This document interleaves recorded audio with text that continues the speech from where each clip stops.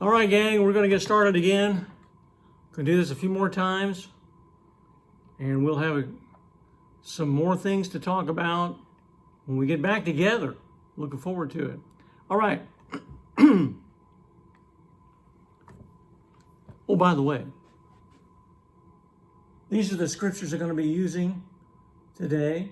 So if you got your Bible, that way you can find them. Hopefully you'll be able to see these okay. You can enlarge the screen a little bit. I'll refer to them as we get to them, but I thought I would write them down for you. All right.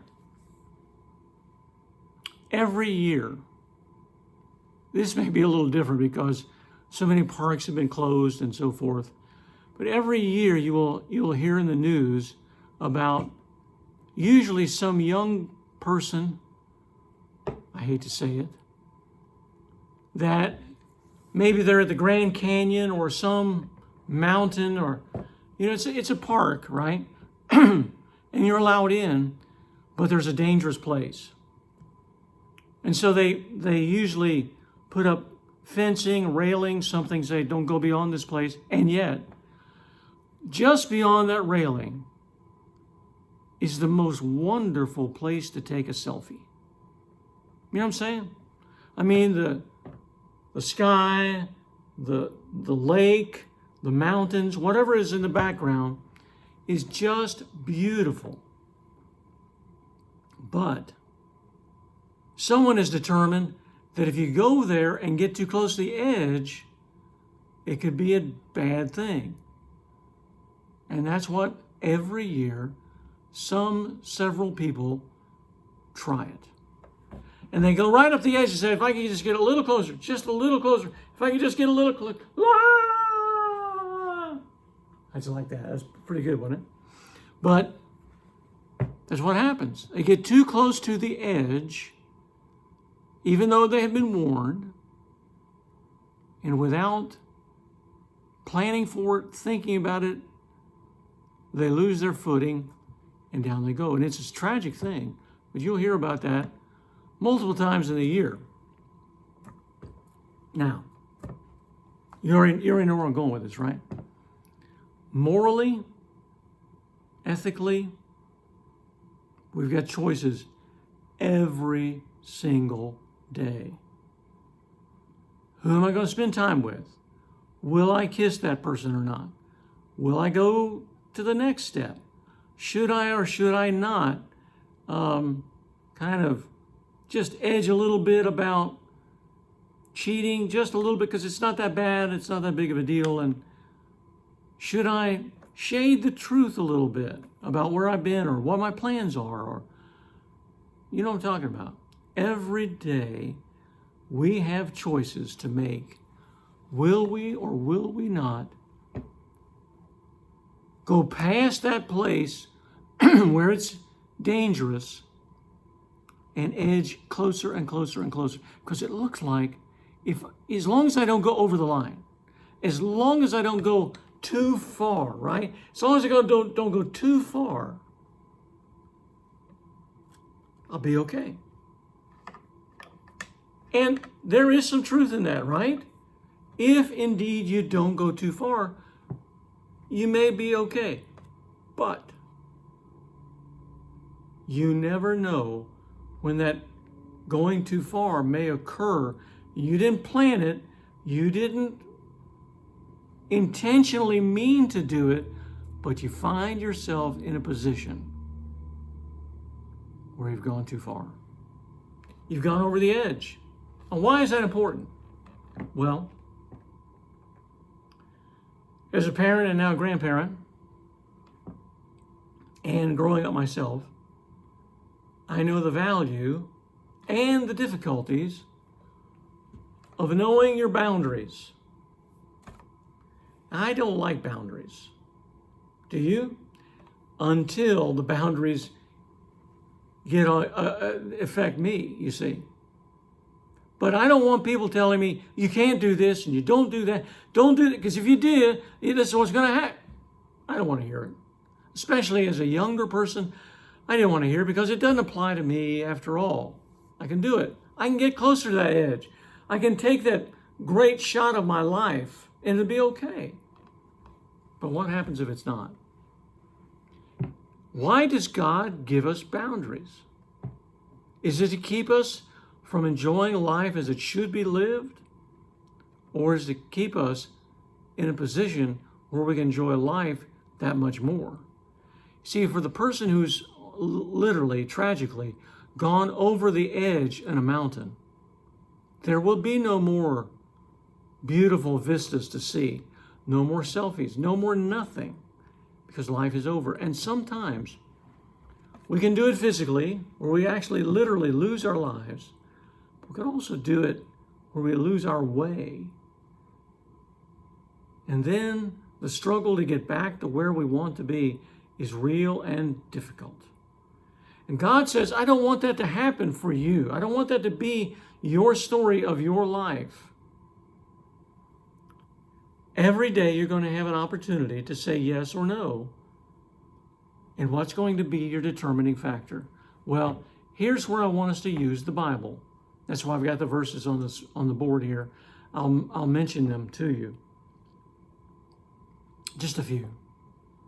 Number one, God knows your heart. He knows your heart, and He wants you to seek Him. 1 Chronicles 28:9. This is God speaking to the king, a young king by the name of Solomon. As for you, Solomon, my son, know the God of your father. Serve Him wholeheartedly and with a willing mind. Why? Because He's going to get you if you don't. No, that's not it. Listen to how it concludes. Maybe you're reading along. I hope you are. For the Lord searches every heart and understands the intention of every thought. If you seek Him, He'll be found by you. But if you abandon Him, He will reject you forever. He knows your heart. Now, is that kind of like the thought police that are getting behind you and they know where you've been and they know what you're doing? No, it's not that. See, God is our creator, and being our creator, He knows what is best for us. We talked about this a week or two ago.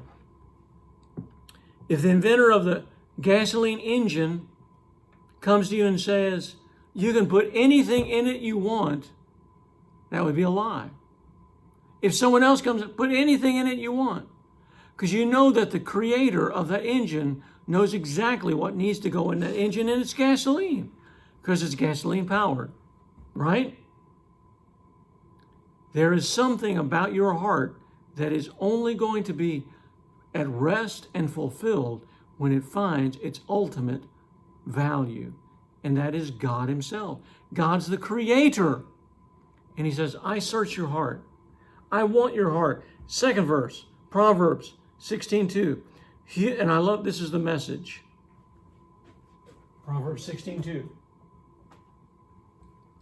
Humans are satisfied with whatever looks good, but God probes for what really is good. Humans are satisfied with whatever looks good.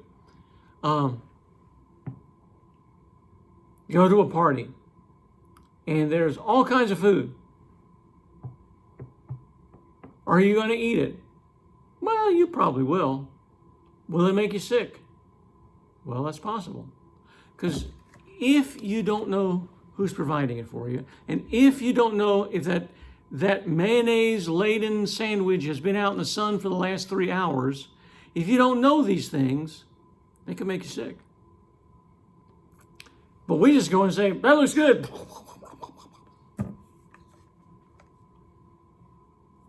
Watching Michael Jordan in The Last Dance. Some of you may have watched that. And he was talking about playing a game. The night before, he was very hungry. And so they ordered a pizza. And he ate the whole pizza. But he got 4 in the morning, 2 in the morning. He was sick as could be because he had food poisoning. It looked good. It wasn't good. How do you know? Well, sometimes you don't know, but sometimes you do. And when you look at a situation, you say, it looks good to me. And you haven't thought through it. You haven't considered what are the the ramifications and the downfall of a relationship between a boy and a girl, of a job, whether they get out of bed or not. You know, if you haven't looked at him, you say, hey, looks good to me. You haven't looked at it, but God does. And so he is trying to move and motivate your heart to choose what is really good for you. Third verse, 2 Timothy 2:22. This is, again, Paul speaking to a young person, Timothy. And he says this, run from temptations that capture young people. Run from them. If you see the temptations, don't go up to the edge. You just turn around and go the other way. Always do the right thing. Be faithful, loving, and easy to get along with. Worship with people whose hearts are pure. You want to not fall off the cliff? Don't go over the barrier in the first place.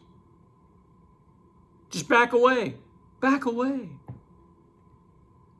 Don't do it. You got a choice. I want to tell you, the closer you get to the edge, the more your heart is pumping, the more you say, well, this is exciting. This is so good. I know that. Until that last fall, that's real exciting for about 3 seconds. Don't do that. Avoid, run from temptations. Okay, what should you do? 2 questions. In every situation where you're saying, what should I do? Where should I go? How should I handle myself? 2 questions. How well are my actions pleasing God? Am I pleasing God in this yes or no? In response to this edge possibility? Am I pleasing God? 1 Corinthians 10:31. When you eat or drink or do anything else, always do it to honor God. That means in your relationships, in your assignments, in your jobs, in your truthfulness. Are you pleasing God? In this moment where you're stepping about close to the edge and the possibilities are doing something that is going to be potentially disastrous, is that going to please God? Or is that going to mess up your life? See, it's not just avoid, avoid, avoid, but will this tell others, myself especially, that I will do whatever God wants me to do, first and foremost in everything? Second question. Are my actions drawing me closer to God? The whole purpose of life as a Christian is to get closer and closer to God, so that ultimately when you leave this world, you will be as close to God as you could ever be throughout eternity. But right now, until that time, the whole process is to draw closer and closer. Is my life drawing closer to God, or am I edging further away from Him? Last verse, James 4:7-8. Surrender to God. Surrender. Lay down your weapons. Resist the devil, and he will run from you. Come near to God, and He will come near to you. Clean up your lives, you sinners. Purify your hearts, you people who can't make up your mind. Listen, you got a choice. You got a choice today. And it's not just, will I get caught or not get caught? That may be a circumstance you need to consider. But far, far, far more than that, are you honoring God or are you drawing closer to God? Where is God in the midst of your edging experience? Don't step past that barrier, okay? And if you do, start asking some questions. Is this worth it? Is this honoring God? Am I drawing closer to Him? Or am I drawing further away from Him? My friends, honor God in all you do, okay? Talk to you next week. Bye-bye.